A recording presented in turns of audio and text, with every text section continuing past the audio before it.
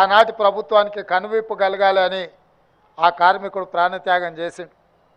అయినా మీ కార్మిక సంఘాలను రద్దు చేసిండ్రు తప్ప కార్మిక సంఘాలతోని ఆనాటి ప్రభుత్వం చర్చలు జరిపే ప్రయత్నం చేయలేదు. మీ సమస్యను పరిష్కరించాలన్న ఆలోచన చేయలే. నాకు తెలిసి ఆ రోజే మీ సంఘాలను రద్దు చేసి మీ కార్మికుల సమస్యలను చర్చల ద్వారా పరిష్కరించని ప్రభుత్వాన్ని రద్దు చేయాలని ఆ రోజే మీరు సిద్ధమైనరు. మీరే ఆనాటి నుంచి ఆనాటి ప్రభుత్వాన్ని రద్దు చేయడానికి బ్రాండ్ అంబాసిడర్లుగా మారి బస్సు ఎక్కిన వాళ్ళను బస్సు దిగిన వాళ్ళను ప్రతి ఒక్కరిని ఇక ఏమాత్రం ఆనాటి ప్రభుత్వాన్ని క్షమించకూడదు అని చెప్పి ప్రతి ఒక్క ప్రయాణికుడికి చెప్పి ఈరోజు ప్రజాపాలన రావడానికి కాంగ్రెస్ ప్రభుత్వం ఏర్పడడానికి మీరు అత్యంత ముఖ్యమైన పాత్ర పోషించరు అని చెప్పి పిసిసి అధ్యక్షుడిగా ఈ రాష్ట్ర ముఖ్యమంత్రిగా ఈ వేదిక మీద నుంచి నేను చెప్పదలుచుకున్నా. అందుకే మిత్రులారా, ఎన్నికల సందర్భంగా మేము ఎన్నికల మేనిఫెస్టోలో పెద్దలు శ్రీధర్ బాబు గారు ఆడబిడ్డలందరినీ కూడా ఉచిత బస్సు రవాణా సౌకర్యాన్ని ఏర్పాటు చేయాలి అని వారు నిర్ణయించారు. ప్రభుత్వం ఏర్పడ్డ ఎంబడే వారు ఆదేశించారు. 7 తారీఖు నాడు ఎల్బీ స్టేడియంలో మేము ప్రమాణ స్వీకారం చేస్తే 9 తారీఖు నాడు 48 గంటల్లోపే ఈ కార్యక్రమాన్ని ప్రారంభించాలి అని చెప్పి మీ అధికారులకు మీ ఎండీకి పిలిచి మాట్లాడితే తప్పకుండా ఏర్పాట్లు చేస్తామన్నారు. 48 గంటల్లోనే శ్రీమతి సోనియా గాంధీ గారు హైదరాబాద్కు వచ్చి ఇచ్చిన హామీని మొట్టమొదటి హామీని అమలు చేసిన చరిత్ర ఆర్టీసీ కార్మికులది. ఈరోజు రాష్ట్రంలో కానీ జరుగుతున్న శాసనసభలో 15,21,00,000 మంది ఆడబిడ్డలు ఆర్టీసీలో ఉచిత బస్సు రవాణా సౌకర్యాన్ని వినియోగించుకున్నారు. దీనికి దాదాపుగా 531 కోట్ల రూపాయల ఖర్చు అయింది అని చెప్పి లెక్కలు చెప్తున్నాయి.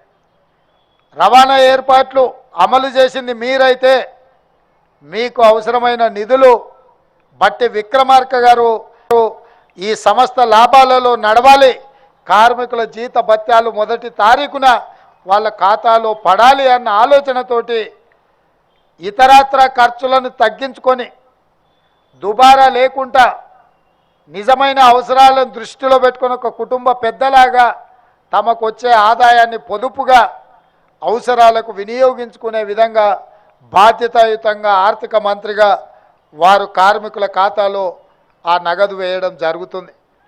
ఇవాళ మనస్ఫూర్తిగా నేను వారిని అభినందిస్తున్నా. తెలంగాణ రాష్ట్రంలో కాంగ్రెస్ ప్రభుత్వం ఏర్పడ్డ తర్వాత మొట్టమొదటి బడ్జెట్ని ఈరోజు శాసనసభలో ప్రవేశపెట్టిండు.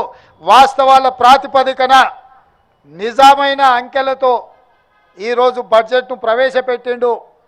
గత ప్రభుత్వం గత సంవత్సరం 2,90,000 కోట్ల రూపాయల అంచనాతో బడ్జెట్ ప్రవేశపెట్టిండు. అధికారులతో మాట్లాడితే ఈసారి 3,50,000 కోట్లతోని అంచనాలు తీసుకొచ్చి ఆర్థిక మంత్రి గారికి చూపించారు.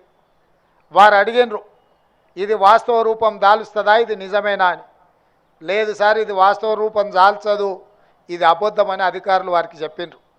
మరి అబద్ధాలను నాతో ఎందుకు చెప్పిస్తున్నారు అని అడిగితే గత 10 సంవత్సరాల నుంచి ఇదే అలవాటు అయింది సార్, ఆ అలవాటుతో మళ్ళీ మీతో కూడా అబద్ధాలు చెప్పిద్దామని వస్తే వాళ్ళు వచ్చిండ్రు. అప్పుడు బట్టి విక్రమార్క గారు చెప్పారు, నిజమైన అంకెలు తీసుకురండి, నిజమైన సంఖ్యనే నేను శాసనసభలో పెడతా అని వారు చెప్తే లెక్కంతా నికరంగా తేలింది 2,75,000 కోట్ల 891 కోట్ల రూపాయలు లెక్క తేలింది.